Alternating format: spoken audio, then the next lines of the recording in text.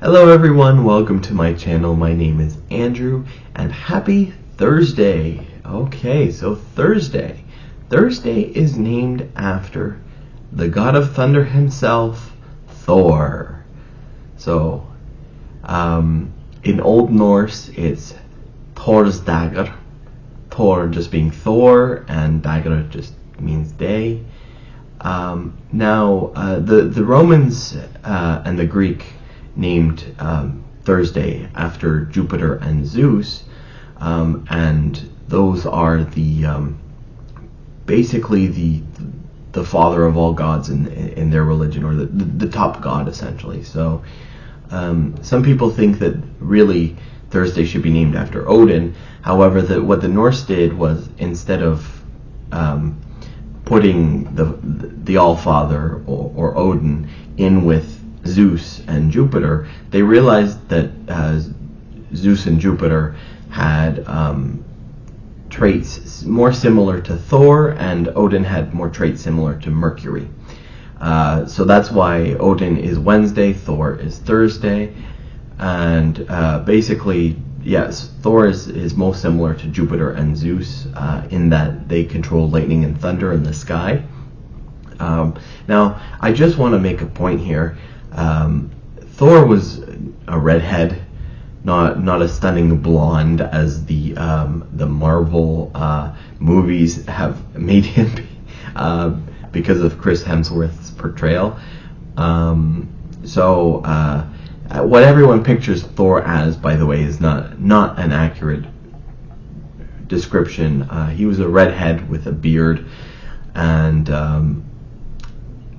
I'm a little annoyed at this because we need to be portrayed too. You know, come on. Just kidding. Anyway, Thor was a redhead, and this story definitely kind of shows some of those characteristically redheaded things of fiery passion and stubbornness that have been attributed to a lot of redheads. One day, Thor awoke to find his mighty hammer Mjolnir missing.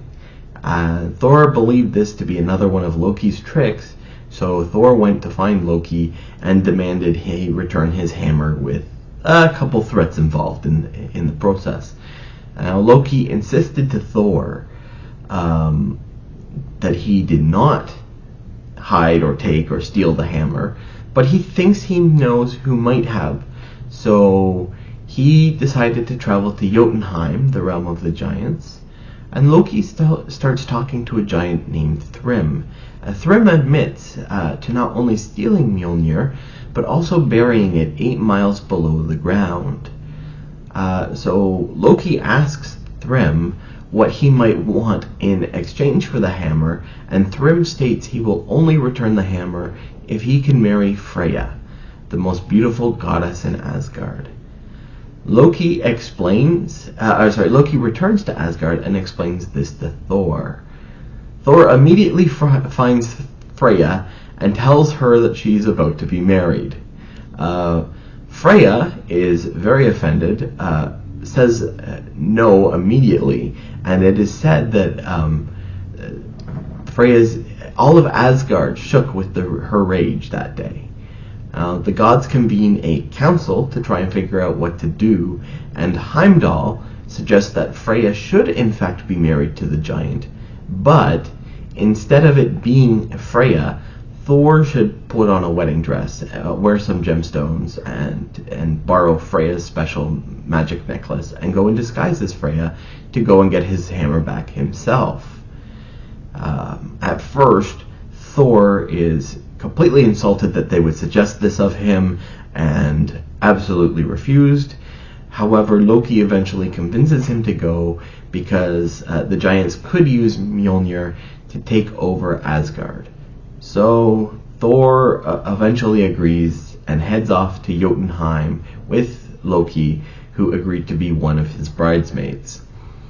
So at the wedding feast, Thor, disguised as Freya, eats an entire ox, 8 salmon, drinks 3 barrels of mead, and eats the entire wedding cake. Thrym was very surprised by this, but also kind of impressed that Freya could eat so much in one sitting. Loki, quick-witted as ever, explained that Freya was so excited about marrying him that she had fasted for 8 days straight. Now, eager to kiss his bride, Thrym lifts the veil and tries to kiss Thor, disguised as Freya, but leaps back in horror. He said that his wife's eyes were fiery red.